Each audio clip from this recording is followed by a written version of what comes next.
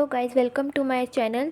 जो हमारा पिछली वीडियो में मैंने आपको टॉपिक कराया था कंप्यूटर फंडामेंटल का, उसमें मैंने फर्स्ट यूनिट के 2 टॉपिक्स आपको कवर करा दिए थे। और इस वीडियो में मैं आपको बताऊंगी उसी यूनिट का टॉपिक है एक ब्लॉक डायग्राम ऑफ कंप्यूटर, जिसमें कि मैं आपको पूरा ब्लॉक डायग्राम जो है एक्सप्लेन करूँगी और इसके जो डिटेल्स में जो इसकी जो यूनिट्स है वो डिटेल्स में मैं आपको बताऊँगी। तो सबसे पहले इसमें ब्लॉक डायग्राम में क्या है, 3 यूनिट्स में इसको डिवाइड कर देते हैं। पहली आती है इनपुट यूनिट, दूसरी आती है सीपीयू और तीसरी आती है हमारे पास आउटपुट यूनिट। सो मैं आपको इसको एक्सप्लेन करती हूँ। जैसे कि जो इनपुट यूनिट होती है उसमें हमारे पास आते हैं क्या, कीबोर्ड, माउस हो गया, ठीक है। सीपीयू यूनिट्स में भी 3 पार्ट्स में ये डिवाइड हो जाता है, जिसमें अर्थमेटिक लॉजिक यूनिट आती है, कंट्रोल यूनिट आती है और मेमोरी यूनिट आती है।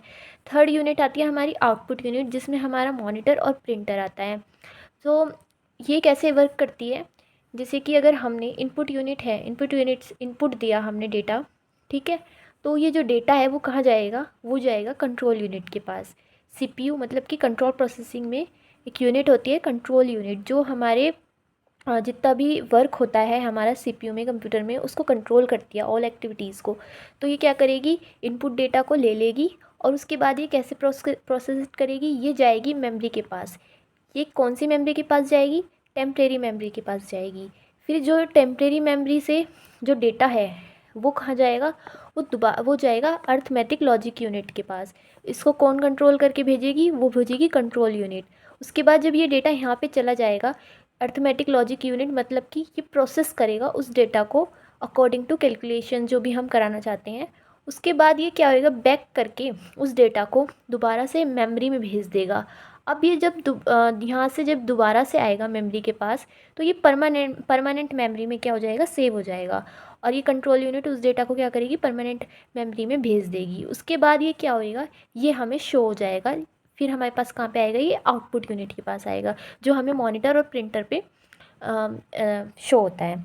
तो आप समझ गए होंगे कि मैंने क्या बताया आपको, कि ये एक प्रोसेस है हमारी कंप्यूटर में जो चलती है। इन्हीं 3 इनपुट्स के द्वारा हमारा जो डेटा है या जो भी कंप्यूटर है वो वर्क करता है। ये मोस्ट इम्पॉर्टेंट टॉपिक भी है बहुत ज़्यादा। तो आप इसको बहुत अच्छे से प्रिपेयर कर लीजिए, एग्ज़ाम्स में पूछने वाला टॉपिक है ये। तो मैं आपको इन यूनिट्स के डिटेल में आपको एक बार एक्सप्लेन कर देती हूँ इन थियोरेटिकली। जिसमें हमारे सबसे पहले क्या आता है, इनपुट यूनिट, है ना। इनपुट यूनिट को हम कैसे डिफाइन करेंगे, जो the input unit is responsible for taking in all the data that is send to the computer. It includes device like the mouse, keyboard and scanner. जैसे कि मैंने आपको यहाँ पे बताया था कि जो इनपुट यूनिट होती है वो रिस्पॉन्सिबल होती है फॉर टेकिंग ऑल डेटा। जो भी हम उसको डेटा देते हैं वो इनपुट होता है, वो रिस्पॉन्सिबल है ये यूनिट उस चीज़ के लिए। और ये क्या करती है, ये डेटा कहाँ पे भेजती है, कंप्यूटर को भेजती है। और किसके द्वारा भेजती है, ये माउस के द्वारा, कीबोर्ड के द्वारा और स्कैनर बोल सकते हो आप, इसके द्वारा हमारे कंप्यूटर को क्या करती है, डेटा प्रोवाइड कराती है।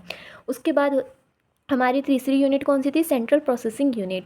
इसमें क्या होता है, जो सेंट्रल प्रोसेसिंग यूनिट है, हम इसको ब्रेन भी बोलते हैं कंप्यूटर का। और जो सीपीयू है, ये रिस्पॉन्सिबल किस लिए होती है, परफॉर्मिंग करने के लिए all the arithmetic and logical operation with in the computer. जितने भी हमारे ऑपरेशंस या फिर जो भी अर्थमेटिक ऑपरेशन होते हैं वो किसके थ्रू होते हैं कंप्यूटर में, वो सेंट्रल प्रोसेसिंग यूनिट के थ्रू ही होते हैं। और इसमें भी 3 चीज़ें हमने पढ़ी थी, जिसमें पहला था हमारे पास क्या, arithmetic logic unit. Arithmetic logic unit क्या करती है, कॉम्प्रोमाइज़ करती है 2 टर्म्स में, अर्थमेटिक और एक हमारे पास क्या है, लॉजिक। तो जो data enter into the primary memory क्या होती है, टेम्परेरी मेमोरी है। जो डेटा भेजा जाता है टेम्परेरी मेमोरी में इनपुट यूनिट के थ्रू, देन द जो एएलयू होती है वो उसको ले लेती है, कैरीज कर लेती है, एसेंशियल अर्थमेटिक ऑपरेशंस जो होते हैं उसके वो लगाती है। और इंक्लूडिंग जिसमें क्या क्या आता है, हमारे पास एडिशन आता है, सब्सट्रैक्शन आता है, मल्टीप्लिकेशन आता है एंड डिवीज़न आता है। ये सब हमारे क्या है, ऑपरेशंस हैं। और ये क्या करती है, उन ऑपरेशंस को इस डेटा में परफॉर्म करती है। उसके बाद हमारे पास क्या था, कंट्रोल यूनिट। कंट्रोल यूनिट जो है वो कंट्रोलर है सारी एक्टिविटीज़ की। क्या है, कंट्रोल करती है। टास्क हो गए परफॉर्म इनसाइड द कंप्यूटर, जितनी भी परफॉर्म टास्क होते हैं कंप्यूटर के अंदर वो सब कुछ कंट्रोल क्या करती है, कंट्रोल यूनिट ही करती है। इसका नेम ही जब कंट्रोल यूनिट है तो उसका वर्क भी उसी तरीके से है। जैसे कि the memory unit send a set of instruction, जो हमने बताया था इसमें कि जो मेमोरी है, ये जो मेमोरी है जब ये इसको इंस्ट्रक्शंस दे रही है तो ये क्या कर रही है, उस इंस्ट्रक्शन को इधर और उधर पहुंचा रही है ना। ये जो प्रोसेस कर रही है ये कौन करा रहा है, ये करा रही है कंट्रोल यूनिट। तो दैट्स इट। तो इसी तरीके से जो कंट्रोल यूनिट है उसको कन्वर्ट कर देती है डेटा को, सेट ऑफ इंस्ट्रक्शंस कह लो या फिर प्रोग्राम्स जो होते हैं उनको कन्वर्टेड कर देती है। किस में कन्वर्टेड कर देती है, कंट्रोल सिग्नल्स में कन्वर्टेड कर देती है, और वो हमें डेटा के रूप में ताकि मिल सके जो आउटपुट हम देखते हैं।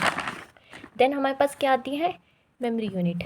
मेमोरी यूनिट जो है वो स्टोर करती है all the data that has to be processed और हैज़ बीन प्रोसेस्ड। मतलब कि इसका मतलब है कि जो मेमोरी यूनिट है वो सारे डेटा को क्या कर देती है, स्टोर करती है जो कि प्रोसेस्ड हो चुका है और प्रोसेस्ड होने वाला है। और द मेमोरी यूनिट जो है वो सर्व करती है एज अ सेंट्रल हब, मतलब कि एक हब कह सकते हैं कि वो सेंट्रल हब है फॉर ऑल द डेटा। एक तरीके से जो डेटा आएगा हमारे पास और जो जाएगा वो एक सेंट्रल हब बन चुकी है कि उसके पास आ भी रहा है डेटा और जा भी रहा है उसी से ही, है ना। तो this data is then transmitted to the required part of the computer whenever necessary. The unit work in sync with the CPU to help the in faster accessing and processing of the data. जो memory unit होती है ये क्या करती है, जो data हमारे पास आता है जो आता है उसको ट्रांसमिटेड कर देती है, मतलब कि उसको उस हिसाब से ट्रांसमिटेड कर देती है, ट्रांसफॉर्म कर देती है जो कंप्यूटर की नेसेसरी नीड होती है या फिर रिक्वायरमेंट होती है ना, उसके अकॉर्डिंग उसको ट्रांसफॉर्म कर देती है। और ये यूनिट जो है ये वर्क करती है इन सेंस में और the CPU to help in the faster accessing और प्रोसेसिंग। जो डेटा CPU में आया है, इनपुट किया गया है, उसको फास्ट असेसिंग मतलब उसमें प्रोसेस कराने के लिए ये क्या है, सबसे इम्पॉर्टेंट थिंग होती है मेमोरी यूनिट। उसके बाद हमारे पास लास्ट आती है आउटपुट यूनिट। आउटपुट यूनिट में क्या है, once the information send to the computer is processed, जो भी CPU में वर्क हो रहा है उसके बाद जब हम वो शो करते हैं वो किसके थ्रू करते हैं, वो आउटपुट डिवाइसेस के थ्रू ही तो करते हैं। तो इसमें बोल रहे हैं कि जो यूज़र्स रिसीव करते हैं रिजल्ट को through the output unit. Example of output units are device such as printers, monitors, projectors. वो हम प्रिंटर्स पे देखते हैं या फिर अपना मॉनिटर पे देखते हैं या प्रोजेक्टर्स पे देखते हैं, है ना। तो आउटपुट क्या है, हमें रिज़ल्ट ही शो कराता है उन सब का जो ये प्रोसेस होती है CPU में, ठीक है। सो गाइज़ अगर आपको ये टॉपिक समझ आया हो तो आप चैनल को सब्सक्राइब करें, लाइक करें और कमेंट करें। जो भी आपकी क्वेरी हो आप पूछ सकते हैं। और नेक्स्ट वीडियो में मैं और जो अदर टॉपिक्स हैं इससे रिलेटेड जैसे कि मशीन लैंग्वेज और जितने भी टाइप्स हैं मैं आपको और एक्सप्लेन कर दूँगी। तो थैंक यू गाइज़।